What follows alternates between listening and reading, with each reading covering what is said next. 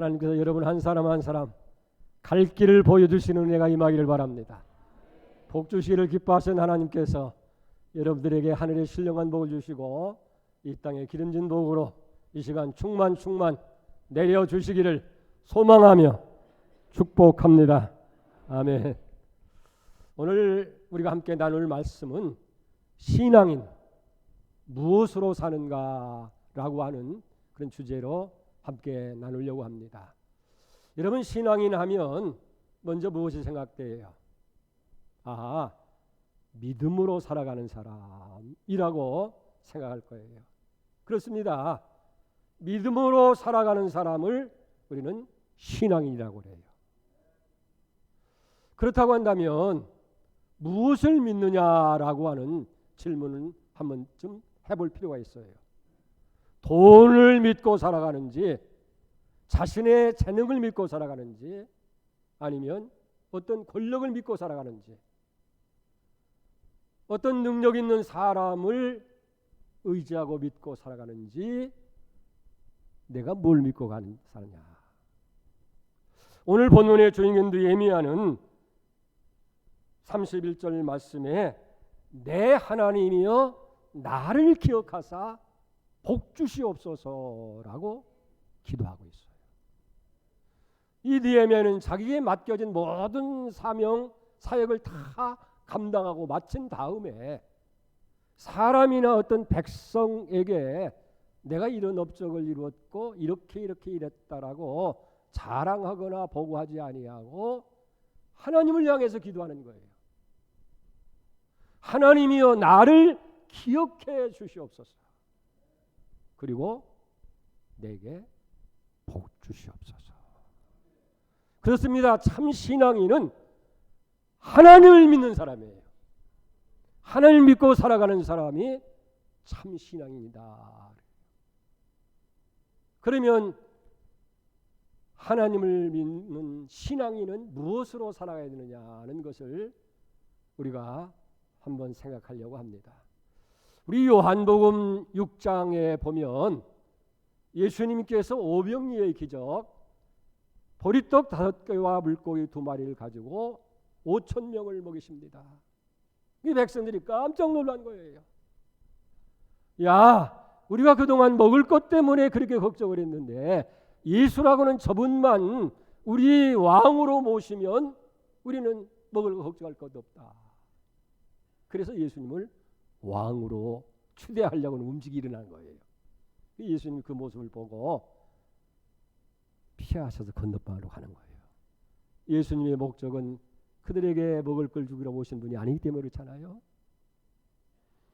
그럴 때 예수님께서 저들에게 던진 말씀이 요한복음 6장 26절이에요. 예수께서 대답하여 이르시되 진실로 진실로 너희에게 이르노니 너희가 나를 찾는 것은 표적을 본 까닭이 아니고 떡을 먹고 배부른 까닭이다. 그리고 21절에 가서는 썩을 양식을 위하여 일하지 말고 영생하도록 있는 양식을 위해서 하라고 그렇게 말씀하십니다. 우리는 오늘 이 말씀을 가만히 묵상하면서 과연 저들은 표적이 아니고 떡을 위해서 예수님을 찾았다고 한다면 나는 왜? 무엇을 위해서 오늘 이 예배당에 나왔으며 이 예배에 참석했으며 찬양하고 기도를 하고 있는가?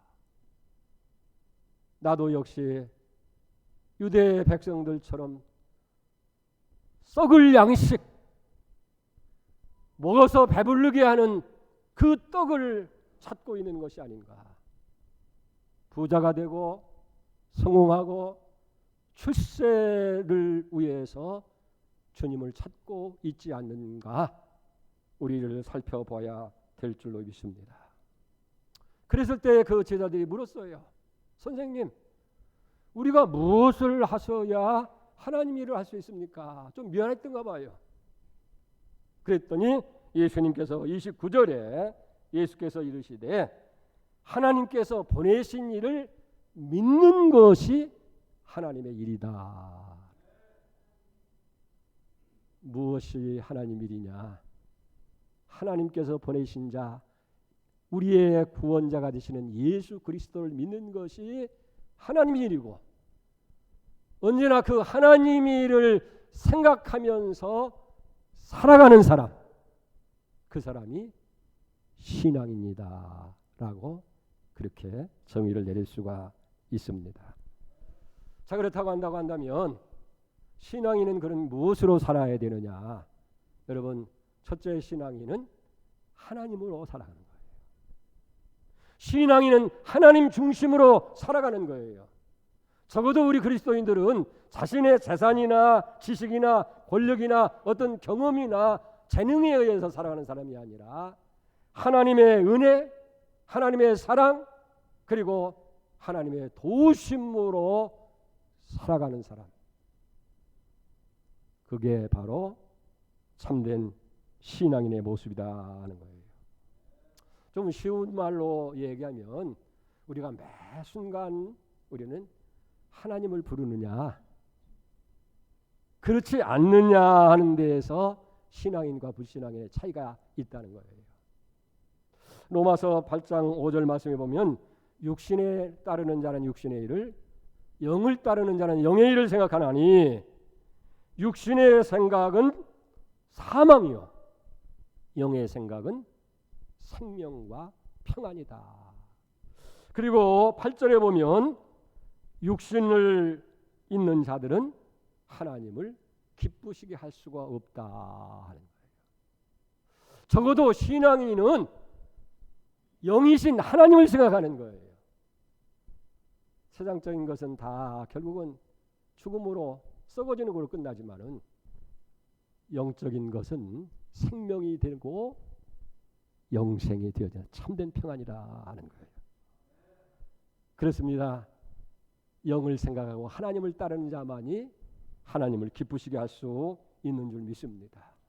그래서 우리 성도들, 우리 신앙에는 언제나 하나님이여 하나님을 부를 수 있는 사람이 되어야 돼요. 시편 131편 2절 3절에 다윗은 이렇게 고백합니다. 실로 내가 내 영혼을 고요하고 평안하게 하기를 젖된 아이가 그의 어머니 품에 있음 같게 하였나니 내 영혼이 젖된 아이 같도다. 이스라엘이가 지금부터 영원까지 여호와를 바랄지어다. 다윗의 기쁨은 무엇을 얼마나 많이 소유했느냐 하는 데 있는 게 아니에요. 무엇을 많이 이루온 업적이 있느냐 하는 데 있는 것이 아니고 마치 젖 먹는 어린아이가 어머니 품 안에서 만족하는 것처럼 내가 하나님 품에 안겨 있는 그 자체가 기쁨이고 감격이고 행복이고 소망이다. 그것이 나를 편안하게 했다라고 그렇게 고백을 하고 있는 것을 보게 됩니다. 그러니까 다윗은 언제나 하나님 중심이에요. 아무리 힘들고 어려운 일이고 아무리 모든 것이 없어도 여호와는 나의 목자시니 내게 부족함이 없다. 그가 나를 쉴만한 물가 푸른 초장으로 인도하시고 의의 길로 인도하시고 사망의 골짜기에서도 생명으로 인도해 주기 때문에 나는 부족함이 없는 사람입니다. 여러분, 골리앗이라고 하는 블레셋 장수와 싸울 때에도 자 보세요. 다윗이 승리하잖아요. 그런데 다윗이 골리앗보다 더 큰 창을 가지고 있습니까? 아니면 더 큰 칼을 가지고 있습니까? 아니면 신체적인 조건이 골리앗보다 더 뛰어났습니까? 다윗에게 있었던 오직 하나예요. 하나님 한 분이었어요. 그래서 사무엘상 17장 45절에 이렇게 기록하고 있잖아요. 다윗이 블레셋 사람에게 이르되 너는 칼과 창과 단창으로 내게 나오거니와 나는 만군의 여호와 이름 곧 내가 모욕하는 이스라엘 군대의 하나님의 이름으로 내게 나아가노라. 너는 칼과 창과 단창을 가지고 이 전쟁에 임하지만은 아니야, 나는 그런 것이 아니라 만군의 여호와 하나님의 이름, 내가 조롱하고 있는 이스라엘 군대의 그 하나님 여호와의 이름으로 내게 나간다. 물맷돌을 던졌을 때 골리앗을 거꾸로 진 거예요. 이게 신앙인의 모습이라 하는 거예요. 사도 바울은 이렇게 고백을 하고 있어요. 로마서 8장 26절에 이와 같이 성령도 우리의 연약함을 도우시나니 우리는 마땅히 기도할 바를 알지 못하나 오직 성령이 말할 수 없는 탄식으로 우리를 위하여 친히 간구하시느니라. 여기 보면 연약함을 도우시나니 그랬어요. 여러분 스스로가 연약하가 인정합니까? 우리 연약한 존재예요. 강한 것 같아도 너무너무 연약한 자예요. 생각도 연약하고 지식도 연약하고 능력도 연약하고 가지고 있는 것도 부족한 것뿐이에요.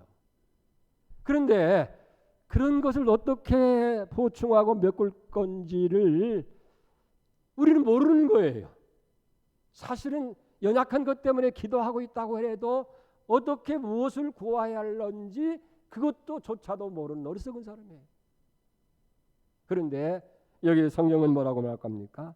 주님께서 우리 연약하심을 도우시나니 우리가 무엇인가 구할 줄을 모르는 그때에도 성령을 통해서 우리를 위해서 간구하게 하시는 거예요.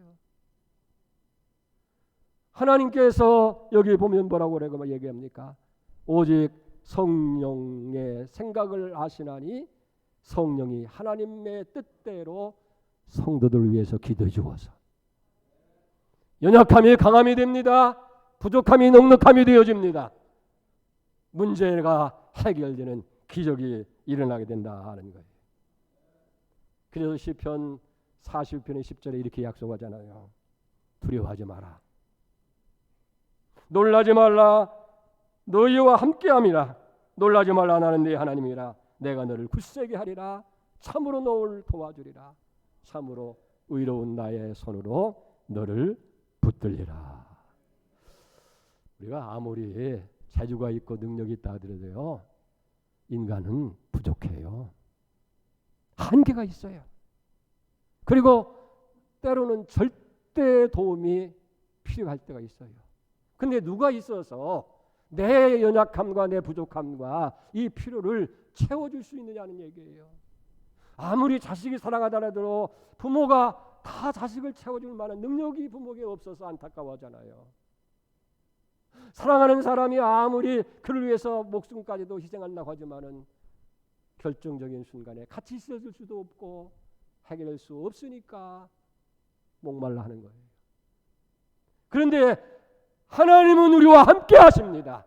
내가 필요한 곳에 언제나 같이 계셔 주시고 우리의 필요를 능히 도와줄 수 있는 전능하신 하나님이시라는 거예요. 그렇기 때문에 시편 기자는 이렇게 외치잖아요. 이렇게 노래하잖아요. 시편 120편 1절입니다. 내가 산을 향하여 눈을 돌리라. 나의 도움이 어디서 올까? 나의 도움이 천지를 지으신 여호와에게 서로다라고 말씀하고 있는 것을 보게 됩니다. 사실 하나님이 일하시는 것은 신비예요.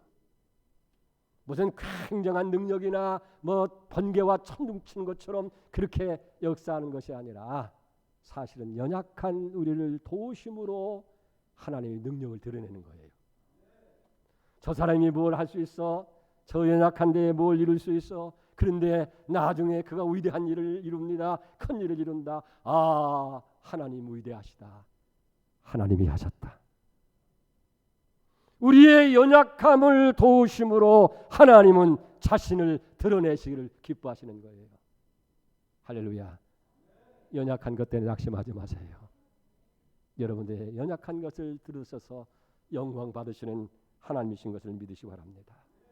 오늘 28절에 보니까 우리가 알거니와 하나님을 사랑하는 자 곧 그 뜻대로 부르심을 입은 자들에게는 모든 일이 합력해서 선을 이룬다.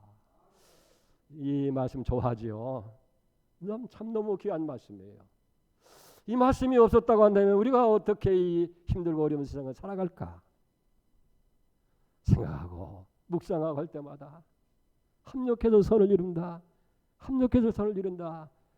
여러분, 합력해서 선을 이룬다고 하는 것은 좋은 일이든 나쁜 일이든 선한 일이든 악한 일이든 그것을 다 합력해서 조화를 이루어서 마지막에 하시는 유익되게 하고 선하게 된다는 거예요.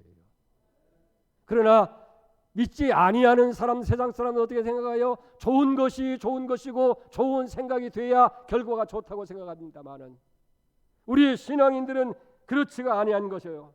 잘못되어서도 잘 될 것이고 잘 되면 더 좋은 것이라고 생각을 하는 거예요. 이런 일도 있고 저런 일도 있다고 생각하면서 결과는 하나님께서 선한 것으로 만드신다. 그래서 고난이 있고 어려운 일이 있어도 지금은 이해가 안 되고 납득이 가지 않는 일이 있어도 하나님이 함께 해주셔서 결과는 선한 것이 될 것이다. 이걸 믿고 감사하며 사는 게 신앙이네요. 왜 그런 줄 압니까? 하나님은 없는 게 세 가지가 있어요. 첫째, 우연이 없어요. 우연이. 우리는 그것이 우연히 이루어진 일처럼 우연히 만들어진 것처럼 그렇게 생각하는데 하나님은 필연이에요.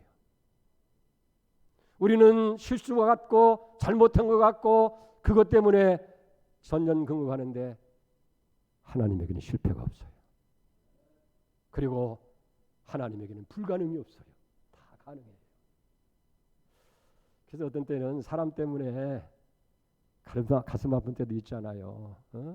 원망스럽고 밉고 그 사람 아니었으면 내가 이렇게 실패도 않고 이렇게도 안 했을 텐데 그래서 막 믿고 그러면 스트레스가 받고 막 그러잖아요.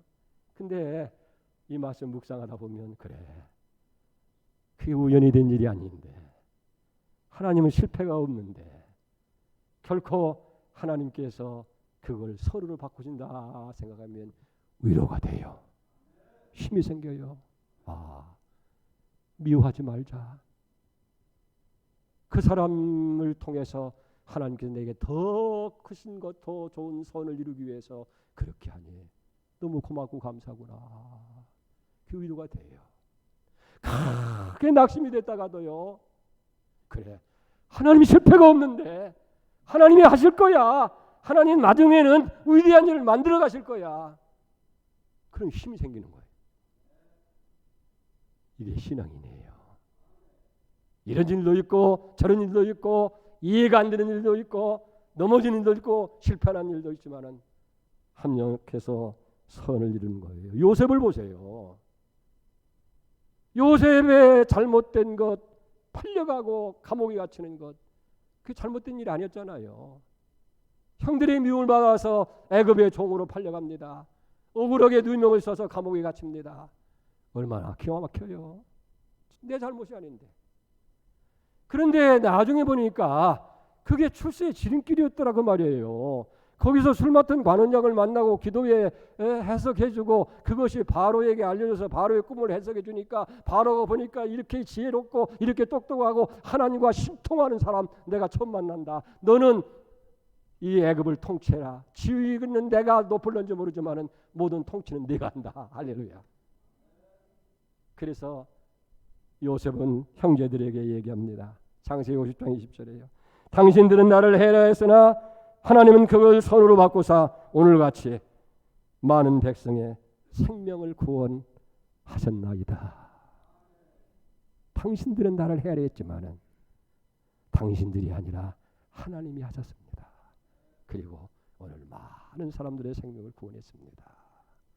신앙인 하나님으로 살아가는 거예요.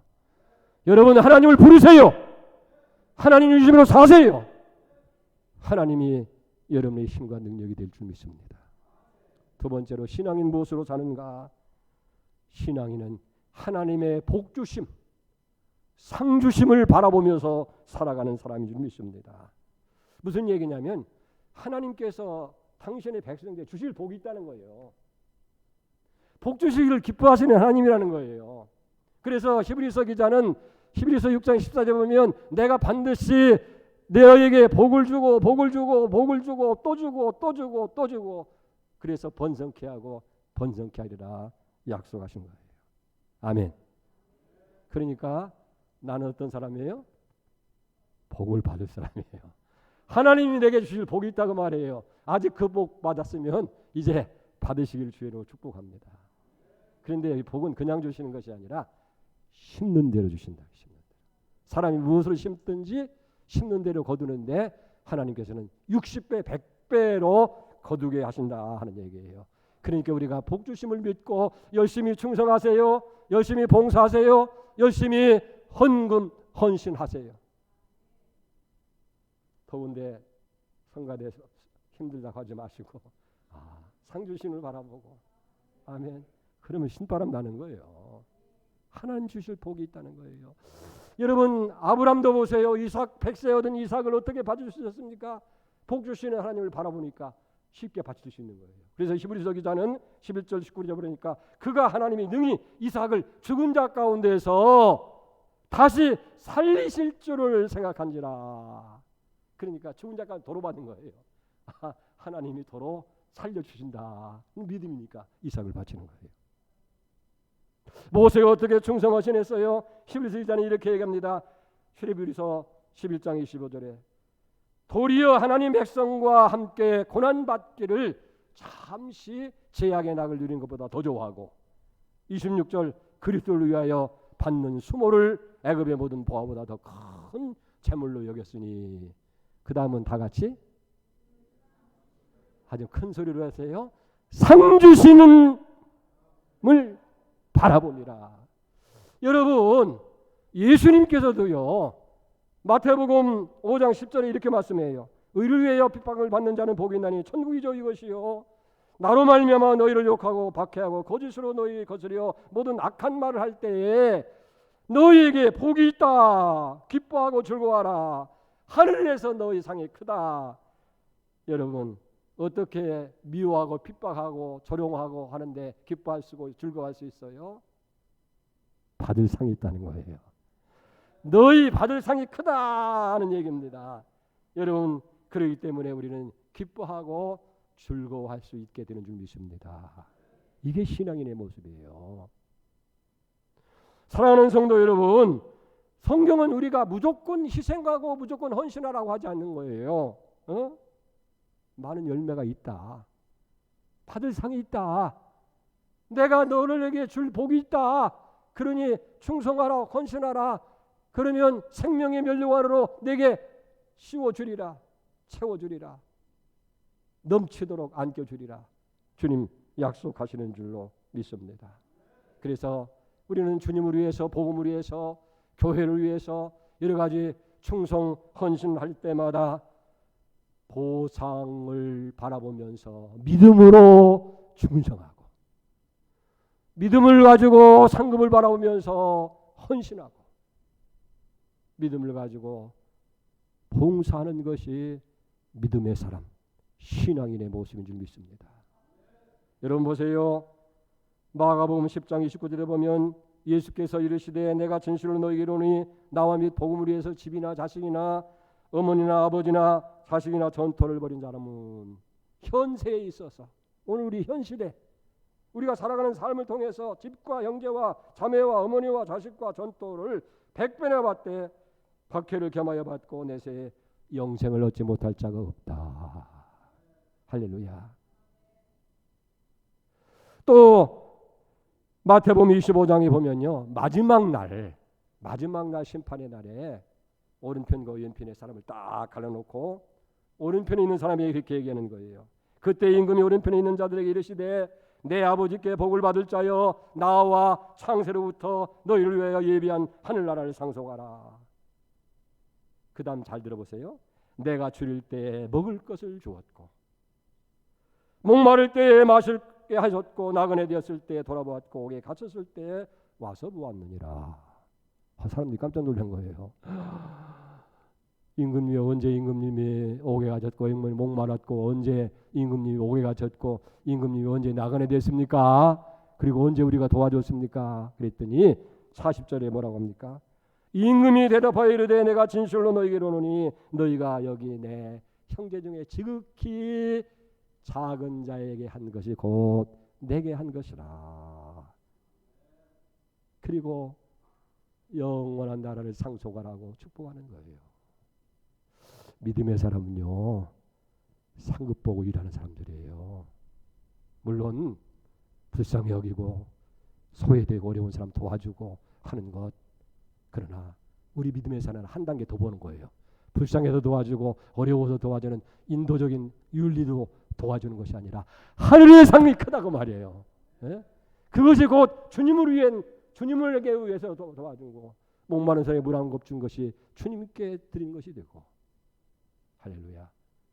그렇기 때문에 우리는 지극히 작은 자에게 한 것 그 하나도 땅에 떨어지지 아니하고 하나님이 다 기억하시고 축복해 주실 줄 믿습니다. 왜 우리가 헌신해야 됩니까? 왜 우리가 봉사해야 됩니까? 왜 우리가 충성을 해야 됩니까? 보상이 있기 때문에, 하늘의 상급이기 때문에 여러분 열심히 하세요. 반드시 하나님이 100배로 상 주실 줄 믿습니다. 마지막 신앙인은 무엇으로 사느냐? 기도로 살아가는 사람이에요. 요한복음 14장 14절에 내 이름으로 무엇이든지 내게 구하면 내가 시행하리라. 이건 예수님이 친히 하신 말씀이에요. 너희 내 이름으로 무엇이든지 그게 어떤 것이든지 간에 구하면 내가 다 시행하겠다. 이건 약속이에요. 그리고 명령이에요. 하나님은 인간이 아니기 때문에 거짓말할 수 없는 시건하지 않는 분이에요. 그분이 우리에게 기도하라고 약속하는 거예요. 근데 오늘 현대인들의 가장 문제가 뭐냐면 잃어버린 게 많이 있는데 그 중에 중요한 것 중 하나는 게 기도를 잃어버렸어요. 그래서 우리 살아가는 세상의 문화가 세상이 기도 없이 그저 인간의 지혜로 무슨 어떤 방법론을 연구하고 세상적인 그런 것으로 인해서 살아가도록 이렇게 시스템이 이렇게 만들어진 거예요. 그게 사실은 사탄의 전략입니다. 왜? 기도하지 않게 함으로 인해서 하나님의 도움과 하나님의 능력을 차단할 수 있기 때문에 기도하면 큰일이 벌어지니까 그게 못하게 만드는 거예요. 이제 우리는 결단을 해야 할 때가 된 거예요. 내 힘으로 살 것인지 하나님의 힘으로 살 것인지, 내 능력과 지혜로 살 것인지 하나님이 주시는 힘과 능력으로 살아갈 것인지. 때문에 여러분 우리의 삶의 승패는 기도 생활에 있다는 걸 인식해야 돼요.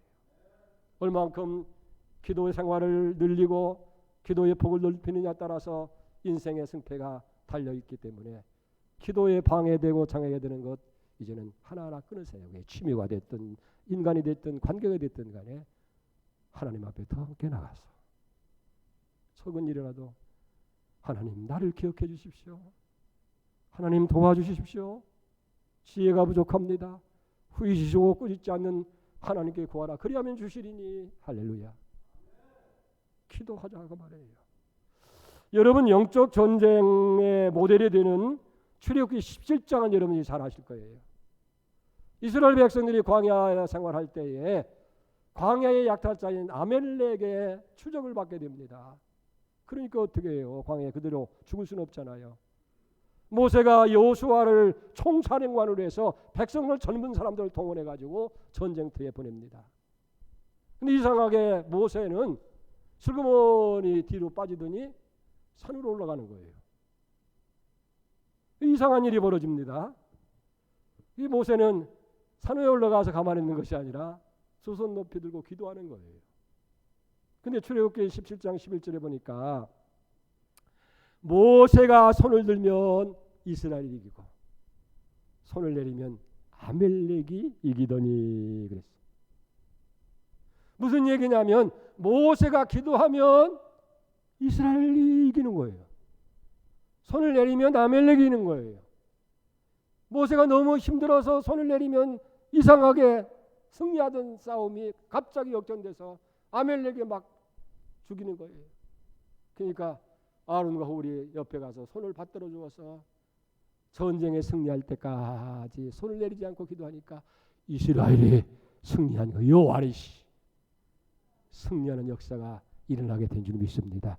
이 전쟁의 성패는 여호수아의 용맹에 있는 것도 아니고 전술에 있는 것도 아니고 이스라엘 젊은이들의 싸움에 능함에 있는 것이 아니라 기도에 있었다는 사랑하는 여러분, 우리가 살다가 보면요, 정말 감옥에 갇힌 것 같이 사방으로 꽉 막힐 때가 있어요. 영적으로도 그렇고 육적으로도 그렇고 인간의 힘으로 도저히 해결할 수 없어요.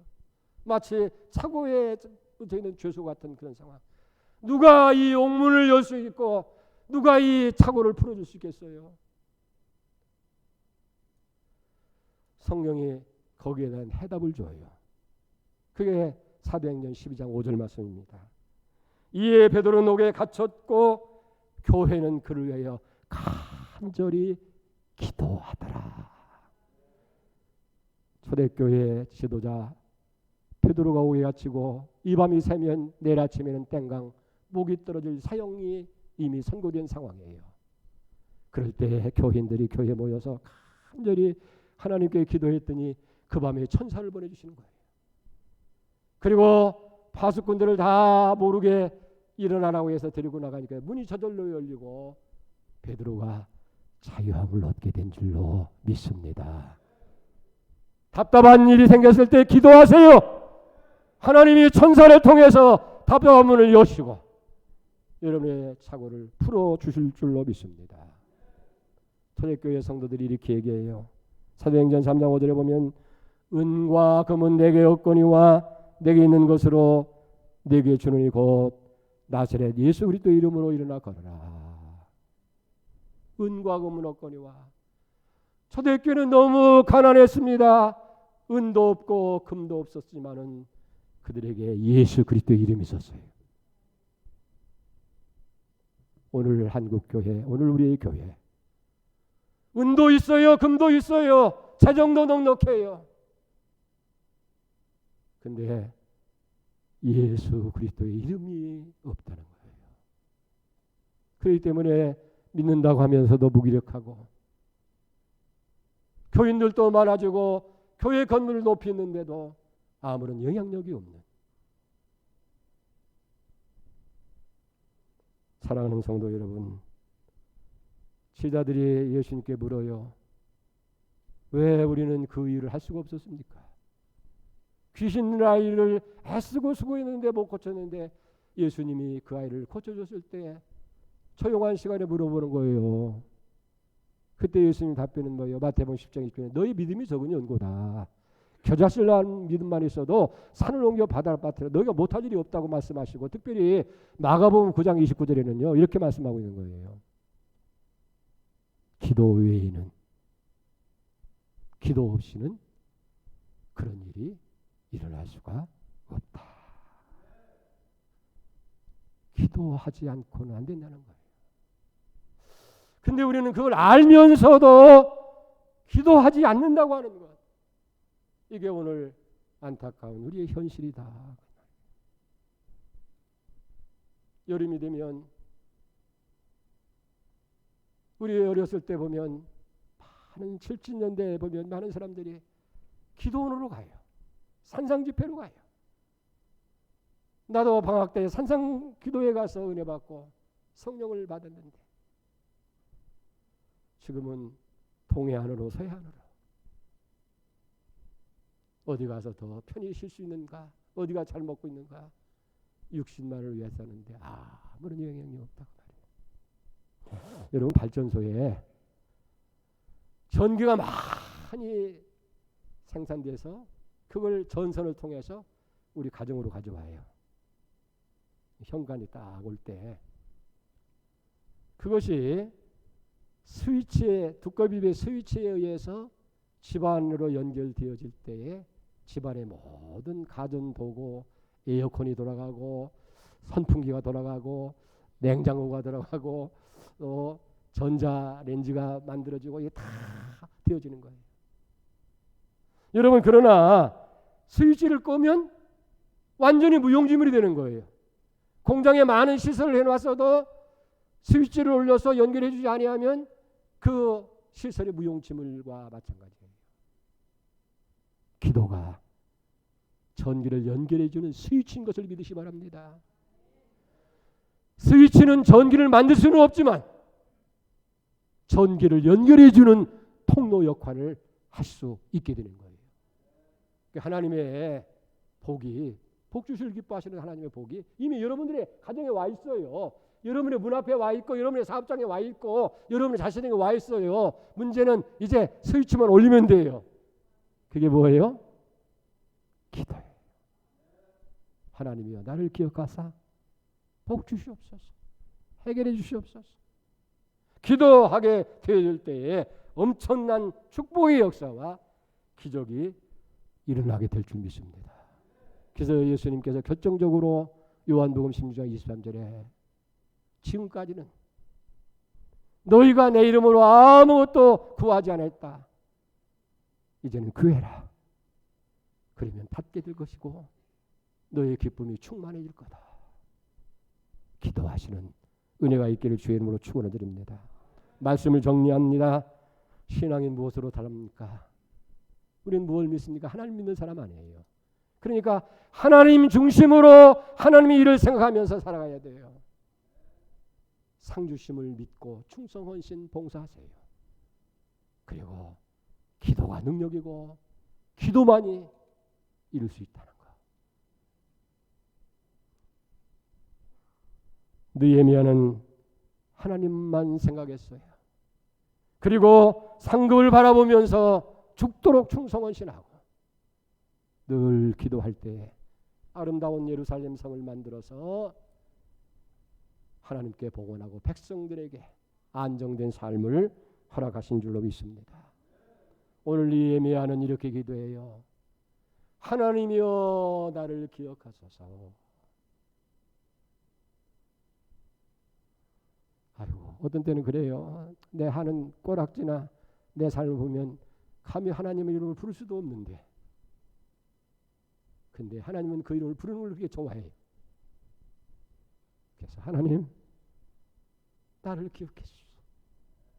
내 연약함도 내 무지함도 기억해 주소서. 하나님이 기억해 주시면 그리고 복을 주시옵소서. 이 느헤미야의 기도가 여러분의 기도 되기를 바랍니다. 우리 양문교회의 기도가 되기를 원합니다. 우리 민족의 기도가 될 수 있기를 주의 이름으로 축복합니다. 기도합니다. 하나님 아버지, 믿음으로 살아가는 사람이 신앙인이라고 했는데 우리는 무엇을 믿어야 됩니까? 하나님을 믿는 사람이 참 믿음의 사람이고 하나님 중심으로 살고 상급을 바라보며 충성헌신하고 늘 기도로 살아가게 하여 주시옵소서. 예수님의 이름으로 기도 올려옵나이다. 아멘.